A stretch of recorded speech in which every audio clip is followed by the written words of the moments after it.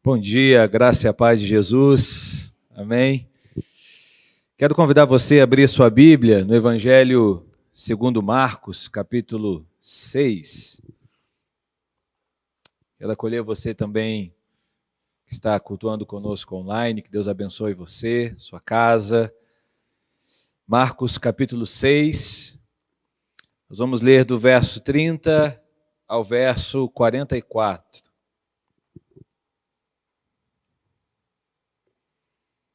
Marcos 6, do 30 ao 44.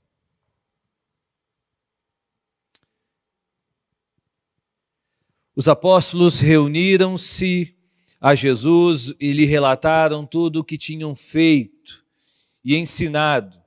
E havia muita gente indo e vindo ao ponto de eles não terem tempo para comer.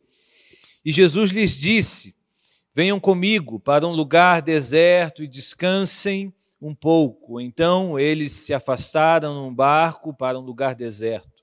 Mas muitos dos que o viram retirar-se, tendo-os reconhecido, correram a pé de todas as cidades e chegaram lá antes deles. E quando Jesus saiu do barco e viu uma grande multidão, teve compaixão deles, porque eram como ovelhas sem pastor. Então começou a ensinar-lhes muitas coisas. E já era tarde, e por isso os seus discípulos aproximaram-se dele e disseram: este é um lugar deserto e já é tarde. Manda embora o povo para que possa ir aos campos e povoados vizinhos comprar algo para comer. Ele, porém, respondeu: deem-lhes vocês algo para comer. Eles lhes disseram: isso exigiria 200 denários. Devemos gastar tanto dinheiro em pão e dar-lhes de comer? E perguntou ele: quantos pães vocês têm? Verifiquem. Quando ficaram sabendo, disseram: 5 pães e 2 peixes. Então Jesus ordenou que fizessem todo o povo assentar-se em grupos na grama verde. E assim eles se assentaram em grupos de 100 e de 50. E tomando os 5 pães e os 2 peixes, e olhando para o céu, deu graças e partiu os pães, e em seguida entregou-os aos discípulos para que os servissem ao povo. E também dividiu os 2 peixes entre todos eles. E todos comeram e ficaram satisfeitos, e os discípulos recolheram 12 cestos cheios de pedaços de pão e de peixe. E os que comeram foram 5.000 homens. Amém? Vamos orar. Senhor, em nome de Jesus, nós queremos te agradecer pela sua palavra, por tudo que o Senhor ministra ao nosso coração quando lemos, ó Pai, as verdades do teu evangelho. Obrigado, Senhor, por mais uma oportunidade de estarmos diante da sua palavra. Fala conosco, ministra ao nosso coração.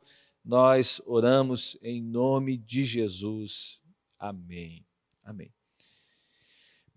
Irmãos, eu quero pensar hoje com você, nesse texto, acerca dos olhos de Jesus, ou das perspectivas de Jesus sobre uma situação. Nós temos diversas maneiras de olhar uma situação. Nós podemos ver uma situação a partir de diversos pontos. E eu gosto de olhar os milagres de Jesus a partir de perspectivas diferentes.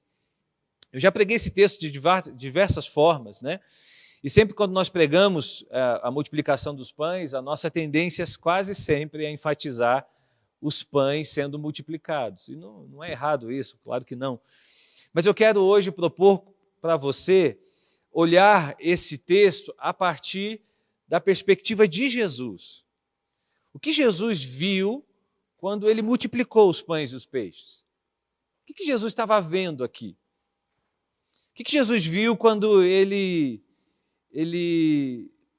pede aqueles 5 pães e aqueles 2 peixes, e a partir daqueles 5 pães e 2 peixes, uma multidão de cerca de 20.000 pessoas é alimentada? E aí a pergunta que pode nos ajudar nessa manhã a pensar nisso é: o que nós estamos vendo? Será que nós estamos vendo tudo o que acontece conosco a partir da perspectiva de Jesus? Porque há um desafio aqui diante dessa situação? Imagina você alimentar essa grande multidão com apenas 5 pães e 2 peixes. Imagina você alimentar esse tanto de gente com apenas tão pouco recurso. É impossível. Um olhar natural seria impossível. Talvez eu e você, se estivéssemos ali, a gente estaria no papel ali, provavelmente, dos discípulos, que diz assim para Jesus: despede essa multidão, Jesus. Não tem pão para todo mundo, não tem peixe para todo mundo. E quando eu meditava nessa palavra, eu ficava me perguntando sobre a minha perspectiva sobre o que eu estou vivendo. Eu ficava me perguntando sobre a minha perspectiva sobre o cenário atual que estamos vivendo. Falei: Jesus, qual é a minha perspectiva, Jesus? Como eu tenho olhado, Jesus? E aí é como se um filme passasse assim na nossa cabeça e Jesus me mostrasse assim: olha, você está vendo somente com a sua perspectiva. É como se ele mostrasse para mim algumas áreas da minha vida, algumas atitudes que eu tive, em que eu fui movido pela minha perspectiva. A verdade é que você será movido pela perspectiva que você acredita que existe em você. A sua atitude, ela é fruto da perspectiva que você olha uma situação. Isso é inevitável. Então, por que não olhamos as situações sob a perspectiva de Jesus antes da nossa? Porque muitas vezes nós sempre olhamos e nos enxergamos antes de enxergar Jesus nas coisas. Você já parou para pensar sobre isso? Porque nós confiamos muito mais na nossa capacidade, no nosso poder de resolver problemas e esquecemos que Jesus, ele não é um adendo na nossa vida, ele é tudo. Ele precisa ser o centro, ele direciona. É dele que vêm as ordens, é dele que vêm as ordenanças, é dele que vem a provisão, é dele que precisa vir a direção, mas porque muitas vezes nós nos esquecemos que ele está ali. Ele não está lá morando no céu, escondido, distante. Não, o Espírito Santo habita em você. Amém? Que você crê nisso? O Espírito Santo habita em você. Então ele conhece você e ele sabe exatamente o que você precisa fazer. A minha questão hoje aqui, que eu quero propor para você, é por que nós não olhamos pela perspectiva de Jesus, pela perspectiva do Espírito Santo. Porque antes de uma decisão nós não consultamos o Senhor. Porque antes de um passo nós não perguntamos: Senhor, é esse passo que o Senhor está me pedindo para dar? Não, nós damos o passo e depois nós perguntamos. E é claro que eu não acredito que as coisas têm que estar arrumadinhas na nossa vida para a gente dar passos. Não é isso que eu estou dizendo. Mas eu entendo que o primeiro passo tem que ser Ele que tem que me direcionar. Eu entendo que a primeira decisão tem que ser a dele. Eu entendo que a primeira direção tem que ser a dele. E muitas vezes o que vai acontecer é que nós não teremos o cenário pronto diante de nós. Então, enquanto caminhamos, novas instruções são dadas. Mas uma primeira instrução tem que vir dele. Porque senão, no papel dos discípulos, a primeira instrução foi despedir a multidão. A primeira ideia que eles tiveram brilhante: Jesus, despede a multidão. Manda embora, não tem lanchinho para todo mundo. Pede que eles vão comer aí nas casas deles, voltem para as casas, vão conseguir pão por conta deles. A gente não tem pão para todo mundo. A gente tem aqui 5 pães e 2 peixes, que inclusive a gente pegou aí de um moleque que está por aí, com uma lancheira que a mãe preparou para ele, mas que é nosso. Qual tem sido a nossa perspectiva, querido? O que Jesus viu aqui? O que nós precisamos ver? Algumas coisas que eu quero compartilhar com você. Primeiro, Jesus olhou para além dele mesmo. Nós precisamos olhar para além de nós mesmos. Se queremos, se buscamos as direções dos céus, se buscamos as soluções dos céus, nós precisamos ter uma visão para além de nós mesmos. Olha o que diz o verso 34. Você está com a sua Bíblia aberta? Se não, abra comigo novamente. Mas olha o verso 34 do capítulo 6. Olha o que o texto diz. Quando Jesus saiu do barco, ele viu uma grande multidão e teve compaixão deles, porque eram como ovelhas sem pastor. Jesus viu uma multidão como ovelhas sem pastor. Os discípulos viram uma multidão de famintos, de pessoas sem condições, que estavam atrapalhando ali o percurso. Enquanto que Jesus vê uma multidão de ovelhas sem pastor. Você está percebendo como é muito importante eu ter a visão de Jesus de uma situação e não a minha? Porque eu posso estar enganado diante daquilo que eu estou vendo, mas o Espírito Santo não se engana. Pelo contrário, o Espírito Santo organiza os meus erros dentro de mim. O Espírito Santo traduz o que eu não consigo ver, o que eu não consigo enxergar. Então nós precisamos de uma perspectiva dos céus, nós precisamos de uma perspectiva de Jesus acerca de tudo na nossa vida. Jesus vê uma multidão e ele vê essa multidão como ovelha sem pastor. Os olhos de Jesus estão vendo coisas que os discípulos não estavam vendo. Mas os discípulos estão preocupados com eles. Os discípulos têm uma visão apenas deles mesmos. Eles estão preocupados com a quantidade de pão que não dá conta de alimentar aquele tanto de gente, e certamente eles estavam com fome naquele momento. Tem um ditado aí, né? Quando a farinha é pouca, meu pirão primeiro, é isso? Eu não sou dos caras que gostam de pirão, assim. Tem gente que ama pirão, né? Eu sou paulista, na minha terra não tinha tanto essa tradição do pirão. Mas eu gosto desse negócio. Não tanto, mas eu gosto. Mas tem muita gente que olha uma situação e diz assim, a farinha é pouca, é eu primeiro. É eu primeiro. E se sobrar, aí tudo bem, o outro vai e pode usufruir daquilo. É mais ou menos isso que os discípulos estão falando para Jesus. Jesus, a farinha é pouca. Jesus, o pão é pouco. Não dá para todo mundo. Vamos comer a gente primeiro. Nós somos mais importantes. Nós somos melhores, mais importantes. Nós precisamos estar no início da fila. Nós estamos caminhando já há um tempo. E essa turma aí, nem era para estar aqui, porque o Senhor tinha despedido essa multidão. Se você prestou atenção no início do texto que nós lemos, diz que Jesus ele havia convidado os discípulos para descansar. O Evangelho segundo Mateus, no relato de Mateus, diz que há uma notícia ali sob aquela situação que estava provocando uma certa agonia no coração de Jesus, que é a morte de João Batista. Marcos não fala sobre a morte de João Batista, claramente, mas Mateus fala. Então, além da notícia da morte de João Batista, a Bíblia fala que Jesus havia se retirado num barco sozinho. Eu imagino aqui que ele está chorando a morte do seu amigo, João Batista, o companheiro dele de viagem, que cresceu com ele e que viveu muitas situações com ele, certamente. Mas a Bíblia fala em Marcos também que Jesus havia convidado os discípulos para descansarem. Jesus fala assim para eles, vamos descansar um pouquinho. Vocês estão andando aí comigo já tem um tempo. Vamos descansar. E a Bíblia diz que a multidão descobre onde eles estavam. E que correm atrás deles, e que se aglomeram ali de novo.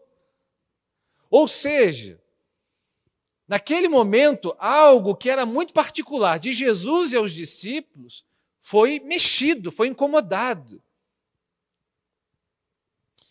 Sabe quando alguém te liga domingo, 2h da tarde, para te contar problema?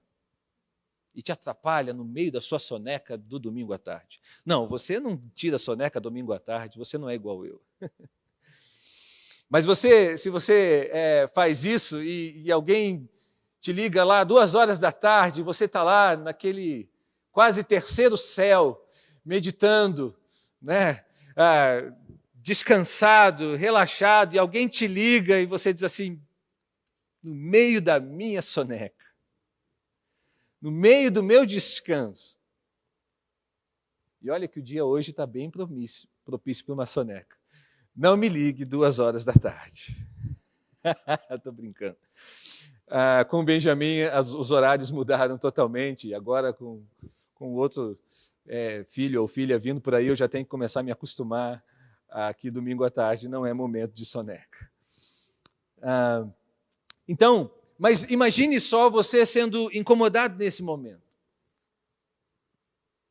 Eu fico imaginando os discípulos ali, cansados da caminhada, sobrecarregados diante de tudo que eles estavam fazendo, e eles não têm tempo para descansar, não. Jesus diz assim, não vamos alimentar essa multidão. É somente um olhar de compaixão mesmo que é capaz de nos mover em direção da necessidade do outro, quando eu não estou nem um pouco com vontade de suprir a necessidade do outro. Nós precisamos olhar para além de nós mesmos para ver as pessoas, para além das nossas próprias necessidades. E somente um olhar de compaixão nos leva para além de nós mesmos. Os olhos e o coração da compaixão são os olhos e o coração de Jesus em você. Nós, como igreja, mais do que nunca, nós precisamos desenvolver o olhar de Jesus sobre as situações. E quando nós desenvolvemos o olhar de Jesus, nós não vemos as situações em si, mas vemos as pessoas. As circunstâncias em si, mas vemos as pessoas. O nosso problema é que nós estamos cada vez mais com um olhar para nós mesmos, e essa visão de compaixão, essa visão de pessoas, ela tem sido colocada de lado. É o meu pirão primeiro.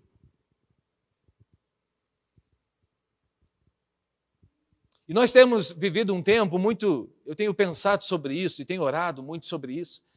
Nós temos vivido um tempo muito difícil, onde desde o ano passado nós estamos sendo empurrados para dentro de alguma coisa.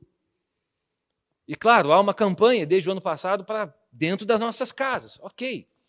Mas eu quero convidar você para fazer um convite, convidar você para uma análise psicossocial desse fique em casa. Depois de um ano com isso sendo martelado no nosso coração e na nossa mente, sabe qual é a análise que eu tenho feito? É que as pessoas, elas não só migraram mais para dentro das suas casas, mas elas migraram mais para dentro de si mesmas. Então, a sociedade está mais egoísta. A sociedade está mais, sim, pensando em si mesmo. Nós estamos aí com a campanha de vacinação. Certamente você já ouviu alguma notícia de alguém que está tentando pular a fila. Por que o que leva uma pessoa a pular a fila numa campanha de vacinação, se não pensar nela mesma? Eu preciso me vacinar. Se eu vou estar tomando a vacina de alguém que merece estar nesse lugar, não tem problema. Eu preciso me vacinar. Então, existem pessoas aí burlando documentos, burlando até mesmo identidades, dando um jeitinho. Eu conheço alguém do hospital, eu conheço um enfermeiro, o cara está lá, ele me ofereceu uma vacina. Acho que não tem problema, não. Vai ter vacina para todo mundo. Tudo bem, mas não é o seu momento. Então, espera. Você percebe isso? Não é só um errinho aqui, ali, o outro, não, mas é uma necessidade de eu primeiro. Não é pensando no bem comum, não tem essa de pensar no bem comum, não. Quando eu passo na frente de alguém, eu estou dizendo o seguinte, eu vou me vacinar, se o outro vai conseguir, o problema é dele.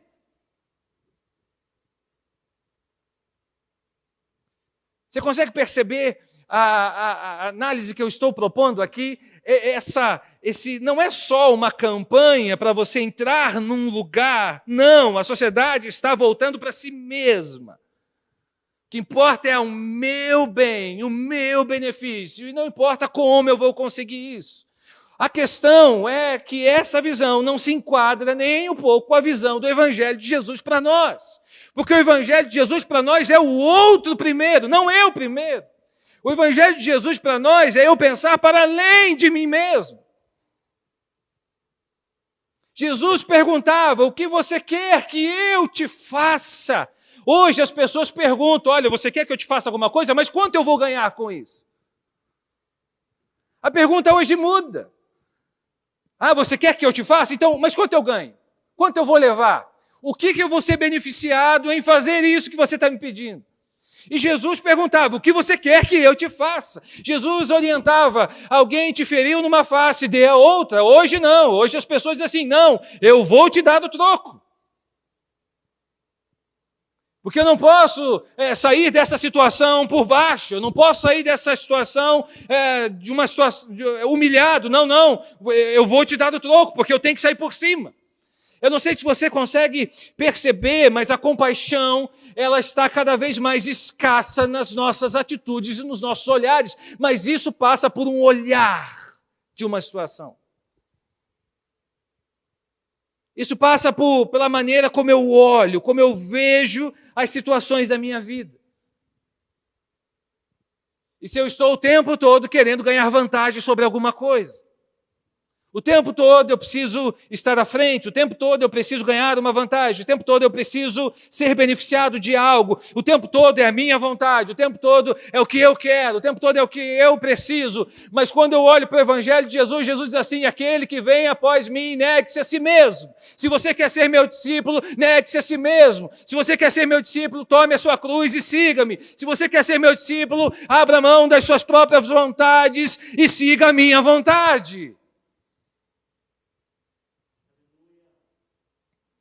Nós precisamos ver para além de nós mesmos, queridos.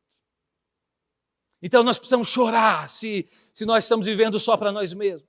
Então nós precisamos nos arrepender se nós estamos vivendo somente para nós mesmos. Então nós precisamos sim nos arrepender se pulamos fila numa campanha que é nacional, onde tem o meu momento, e se eu pular fila, eu estou passando na frente de alguém e por consequência eu estou tomando algo que não é meu, mas é de alguém.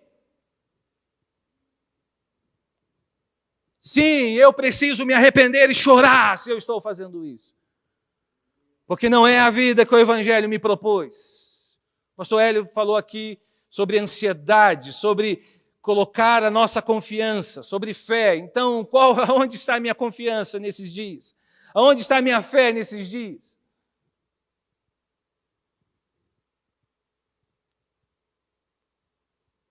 Jesus olhou para além dele mesmo. E ele estava ensinando os discípulos, estava dizendo assim para os discípulos: discípulos, olhem para além de si mesmos. A segunda coisa é que Jesus olhou para o sobrenatural. Diante daquela situação, Jesus olhou para o impossível. Jesus viu o impossível. O verso 35, 37 diz: este é um lugar deserto, já é tarde, manda embora o povo para que possa ir aos campos e povoados vizinhos, comprar algo para comer. Ele, porém, respondeu: dê-lhes vocês algo para comer. Olha a ordem de Jesus. Deem vocês algo para comer. Os discípulos, como eu disse aqui já, estavam olhando para a multidão que estava atrapalhando e que precisava ser dispersa. Jesus, então, olha para os 5 pães e 2 peixes e vê o milagre, vê o sobrenatural, vê algo impossível de ser feito. Olha que dualidade aqui que nós estamos também, olha que bifurcação nós estamos todos os dias, entre o natural e o sobrenatural. Entre o trivial, o que eu posso fazer e o que Jesus pode fazer. Olha que escolha que eu preciso fazer todos os dias. Então sim, se eu quero olhar com os olhos de Jesus a minha vida, eu preciso olhar o sobrenatural. Sim, eu preciso cogitar o impossível. Sim, Jesus continua fazendo impossível mesmo nos dias de hoje. E eu preciso ver isso. Antes de praticar, antes de dar passos nessa direção, você só vai onde a sua visão chegou primeiro. Então, antes de distribuir os 5 pães e 2 peixes, Jesus tinha convicção, certeza, que aqueles 5 pães e 2 peixes dariam para aquela multidão. Não foi um sinal verde. Não foi um tipo, vamos ver se vai dar mesmo. Fé, querido, não é andar no escuro. Fé é andar em algo muito convicto, muito firme. É andar numa verdade. Andar numa convicção. Não é tiro no escuro, não.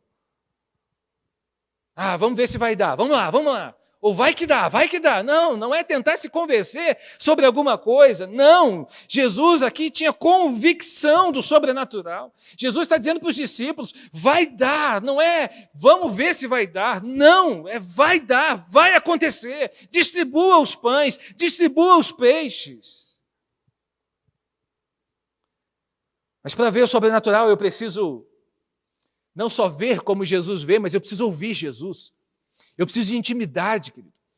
Quem tem intimidade com Deus, o sobrenatural não é um adendo na sua vida. Ele não é algo assim que, já fiz tudo, então agora eu vou orar. Não, quem tem intimidade com Deus nunca sai da presença de Deus. Quem tem intimidade com Deus vive na dependência de Deus, vive na presença de Deus o tempo todo. Não entra, não sai, não, ele vive. Ele está ali o tempo inteiro, porque a intimidade faz parte da sua vida. Por consequência, o sobrenatural também vai fazer parte da sua vida. Então, todos os dias nós precisamos sair de casa, ou melhor, antes de sair de casa, orando, Senhor, eu quero ver o sobrenatural hoje. Senhor, eu quero ver as soluções que o Senhor tem para mim hoje. Senhor, eu não consigo ver naturalmente, mas o Senhor está vendo. O Senhor sabe o que vai acontecer no meu dia. O Senhor sabe das dificuldades que eu vou ter. Não vai dar, Senhor. Olha, o que eu tenho em caixa não dá para pagar as contas desse dia, mas eu quero ver o sobrenatural. Eu vejo o que o Senhor está vendo. Eu sei que o Senhor pode fazer. Eu sei que o Senhor pode realizar. E ainda que não realize nesse dia, há algo que o Senhor vai fazer. Há algo que o Senhor vai realizar, porque eu vejo o que o Senhor pode fazer. Entende? É o sobrenatural disponível para nós todos os dias. É o sobrenatural disponível para mim e para você todos os dias. A questão não é o desafio que eu enfrento. A questão é o que eu vejo. A questão toda é a minha perspectiva. Você pode olhar só para os 5 pães e 2 peixes, ou você pode olhar para uma multidão sendo alimentada. Essa é a bifurcação. Todos os dias estão diante de você 5 pães e 2 peixes. E o milagre. Para onde você olha? Terceiro, eu termino com esse destaque aqui, no verso 38, diz assim, perguntou ele, Jesus perguntando para os discípulos ali, quantos pães vocês têm? Verifique. Quando ficaram sabendo, disseram, 5 pães e 2 peixes, nós sabemos disso. Mas olha o verso 41. Tomando então os 5 pães e os 2 peixes, olhando para o céu, deu graças e partiu os pães. E em seguida entregou-os aos seus discípulos para que os servissem ao povo. E também dividiu os 2 peixes entre todos eles. Agora imagine a cena. Discípulos cansados, com fome. Eles recebem 5 pães e 2 peixes, que não eram para eles. Eu gosto de imaginar a cena. Eu gosto de me colocar na história. A Bíblia é fantástica, né? Ela daria vários filmes, como já tem vários filmes ali. Então eu gosto de me colocar na cena. Eu fico imaginando, eu não sei você, mas eu com fome, eu fico meio esquisito. Você fica esquisito com fome? Eu fico esquisito com fome, eu não ouço direito as pessoas, eu não consigo ver, eu não consigo... Fica um negócio meio estranho, assim, fico meio impaciente, é ruim ficar com fome, né? E aí eu me coloquei nessa história, eu fico imaginando, eu com fome, aí Jesus me dá 5 pães e 2 peixes para distribuir. Ok, nós somos 12 aqui. Somos 11, né? Sem contar comigo 11, mas comigo 12, com Jesus 13, tudo bem. Já é pouco, né? Imagina dividir com 12 cabeças os 5 pães que eu tenho, com fome. Ok, tudo bem. Mas Jesus diz assim, distribua para a multidão. Jesus dá a seguinte direção, vocês não vão ficar com nada. Em outras palavras, Jesus está dizendo isso.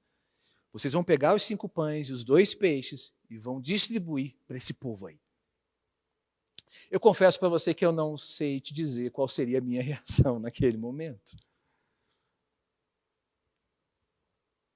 O que Jesus viu quando ele fez isso, querido? Jesus viu as renúncias que os discípulos teriam que fazer naquele momento. Não há milagres sem renúncias. Não há sobrenatural que não mexa com algo na nossa vida. Não há multiplicação sem entrega, sem renúncia. E é isso que eu quero chamar a sua atenção aqui. Jesus não dá uma ordem para os discípulos: olha, peguem 5 pães e 2 peixes, guardem 3 para vocês, guardem um peixinho para vocês, garantam de vocês e distribuam o resto. Não, é entregar tudo. E Jesus deixa claro, distribua entre eles, ou seja, não comam primeiro, distribuam primeiro, renunciem primeiro, abram mão primeiro.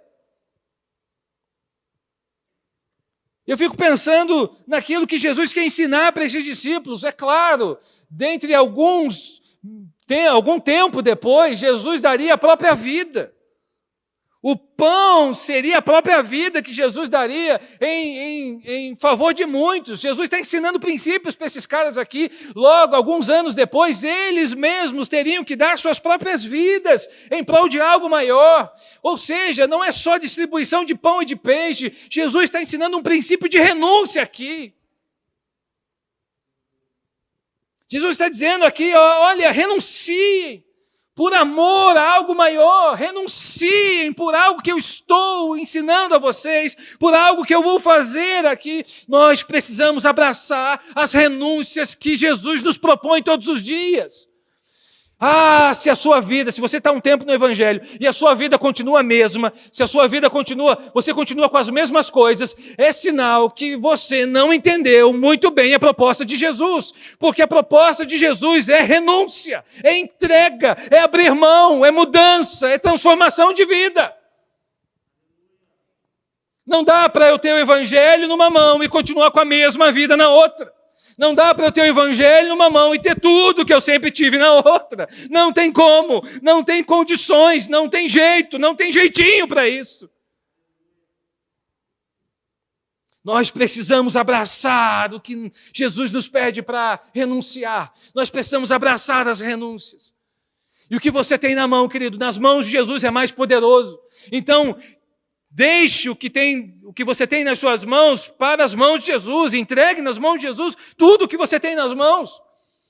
Se o que você tem nas suas mãos é dele, isso vai se tornar algo poderoso. Mas se não é, vai ser só o que você tem nas mãos. Moisés tinha um cajado. Nas mãos de Deus era poderoso. Abriu o mar. Mas nas mãos de Moisés era só um cajado. Davi tinha 5 pedras. Nas mãos de Davi eram só 5 pedras. Mas nas mãos de Deus derrubou um gigante. Talvez você está reclamando do que você tem nas mãos, é pouco, é claro, porque só está nas tuas mãos. Entrega nas mãos de Jesus que ele multiplica o que está nas tuas mãos. O problema é que a gente quer o que nós temos nas mãos e quer ainda que Deus nos abençoe. E eu não estou dizendo com isso, querido, que a multiplicação, que a sua bênção, ela está condicionada ao que você entrega. Não é por aquilo que eu faço. Agora, algo que Jesus fez por mim vai me levar à renúncia inevitavelmente. Eu gosto daquele texto, segundo o livro de Samuel, capítulo 24, fala do campo de Araúna. Davi é um cara extraordinário, Davi era um cara fantástico. Se o bebezinho o nosso bebezinho for menino, vai chamar Davi. Davi era um cara fenomenal. E sabe o que ele faz? No final da sua vida, no finalzinho, ele já era um rei consolidado. Ele já era um rei reconhecido no povo. Não só no seu povo, mas nos povos vizinhos. E ele está em busca de um campo para oferecer holocaustos ao Senhor. E ele chega até o campo de Araúna, e Araúna chega para ele e diz assim: meu rei Davi, como eu vou ficar feliz, alegre em poder te dar esse campo para você oferecer ao Senhor um holocausto. Como eu vou ficar feliz em dar ao Senhor, em ofertar ao rei o meu campo? Sabe o que Davi responde? Não oferecerei ao Senhor, o meu Deus, holocaustos que não me custem nada. Sabe o que Davi está dizendo? Me fala o preço do campo, porque eu vou comprar. Sabe o que Davi está dizendo? Eu quero algo que me custe. Eu quero algo que eu possa entregar e sacrificar ao Senhor. Nós estamos acostumados com uma graça barata. Nós confundimos, aliás, né, que graça é Deus nos entregando tudo e a gente não precisa fazer mais nada. É a hipergraça que é pregada por alguns aí hoje em dia. É uma graça confortável, que te carrega no colo, que te chama de filhinho e que te balança. E que você não precisa fazer mais nada. Mas não é essa graça que eu acredito. Porque a graça, ela fala de um amor incondicional que custou tudo para Jesus, a sua própria vida. E ela me leva a um caminho de renúncias todos os dias, por graça. Quando eu renuncio pela graça, não fica difícil renunciar. Não fica difícil abrir mão. O milagre, ele sempre acontece no caminho da obediência e da renúncia. Amém? Quero convidar você a se colocar em pé, você que está em casa também, ou em qualquer outro lugar, nesse momento, quero convidar você para orar. Sabe o que é interessante nessa história? É que, no final, sobraram 12 cestos cheios de pães e de peixes. Os discípulos que no início da história estavam preocupados que não ia dar, no final da história, tinha um cesto de pão e de peixe para cada um deles. Eles puderam comer até não querer mais, até ficar enjoado, até sair peixe pelas narinas. Sabe o que isso me diz? É que quando eu olho para as minhas situações com o olhar de Jesus, de alguma forma, Jesus vai honrar na minha vida a palavra que Ele liberou. De alguma maneira, isso será honrado. De alguma maneira, quando eu olho, a partir do olhar de Jesus, eu vou ser suprido. Eu não preciso passar na frente de ninguém. Você entende? Você não precisa mentir para conseguir alguma coisa. Você não precisa fraudar algo para conseguir alguma coisa. Você não precisa se desesperar para conseguir alguma coisa, a não ser que a sua vida seja só sua e não seja de Deus. Mas se a sua vida é de Deus, você não precisa ter métodos totalmente reprováveis. Você não precisa de jeitinho. Todas as vezes que você ver como Jesus vê, de alguma forma, o nome dele será honrado na sua vida. Talvez o seu nome não, mas o nome dele vai ser. Eu gosto de uma canção dos Arrais. Aliás, os Arrais arrebentam, né? Mas eu gosto de uma canção específica deles, onde eles dizem que o meu nome morra com o meu corpo. Uau! Cada vez que eu escuto isso bate lá fundo no meu coração. Se não me engano, o nome da canção é Oração. Oração. Os Arrais, oração. Que o meu nome morra com o meu corpo. O Evangelho não é sobre uma vida para si mesmo, querido. O Evangelho não é uma vida confortável. O Evangelho é uma vida de entregas, de renúncia. Feche teus olhos, vamos orar. Pai, nós queremos nessa manhã, diante dessa palavra, queremos colocar a nossa vida diante do Senhor. Queremos ver como o Senhor vê. Senhor, que os olhos do Senhor sejam o nosso farol, a luz que ilumina o nosso caminho, as nossas decisões, as nossas entregas. Senhor, em nome de Jesus. Chega, ó Deus, de uma vida para si mesmo. Pai, nós não queremos assumir esse olhar do mundo de hoje, que não é tão novo assim, que já é há algum tempo. Nós não queremos viver uma vida para nós mesmos. Nós queremos viver uma vida para o Senhor, para a sua vontade, para o seu chamado, para a sua missão. Senhor, em nome de Jesus, nessa manhã, nos instrui no caminho que devemos seguir, nos instrui nas decisões que devemos tomar.